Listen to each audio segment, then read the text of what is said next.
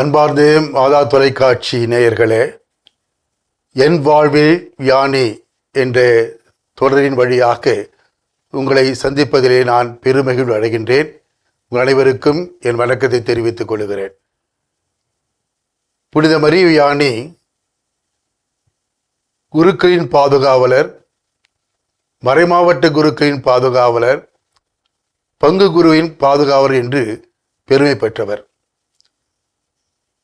அவரை நான் சிறு வயதிலேயே எனக்கு அறிமுகப்படுத்திய பொழுது, அவருடைய வாழ்க்கையின் வரலாற்றுகளை படிக்கின்ற பொழுதும் அவருக்கு விளங்கிய பண்புகளை எனது பண்புகளாக்க நான் பெரிதும் விரும்பினேன்.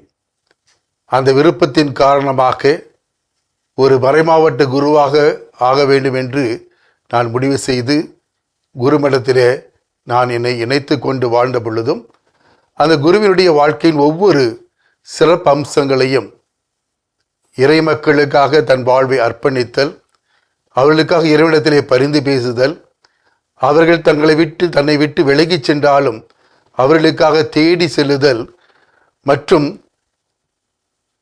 ஒப்புரவு அருட்சாதனத்திலே தன்னை முழு ஈடுபடுத்தி பல மணி நேரம் அவர் ஒப்புரவு அருட்சாதனத்தை கொடுத்து மக்கள் அனைவரையும் இறைவன்பால் கொண்டு வந்த அந்த தியாக உள்ளத்தையும் நான் சீர்தூக்கி பார்க்கிறேன், எப்பொழுது நினைத்து பார்க்கிறேன்.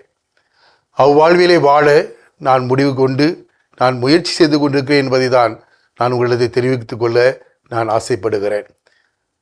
அன்பார்ந்தவர்களே, இவ்வாறு மரிய வியானியின் வாழ்க்கையை நாம் சிந்தித்து பார்க்கின்ற பொழுதும், என் வாழ்விலே அதை சீர்தூக்கி பார்க்கின்ற பொழுதும், அந்த வாழ்வு என்பது, அவருடைய வாழ்வு, புனித வாழ்வு என்பது மிகவும் ஒரு அற்புதமான ஒரு வாழ்வாக இன்றும் பலருக்கு விளங்கி கொண்டிருக்கிறது.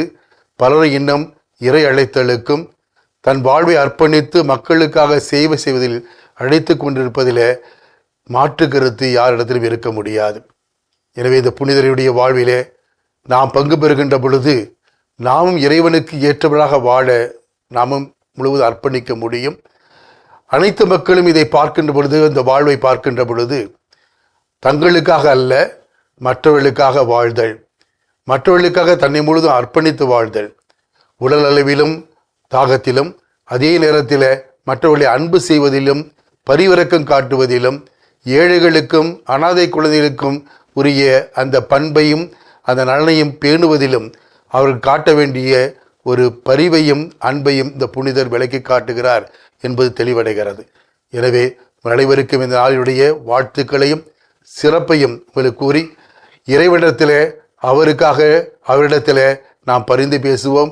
அவர் நமக்காக இறைவனிடத்திலே பரிந்து பேசி அவருடைய புண்ணிய நலன்களை நாமும் நமக்கு குறித்ததாக்க அவரே நமக்கு இவரிடத்தில் பரிந்து பேசுவாராக.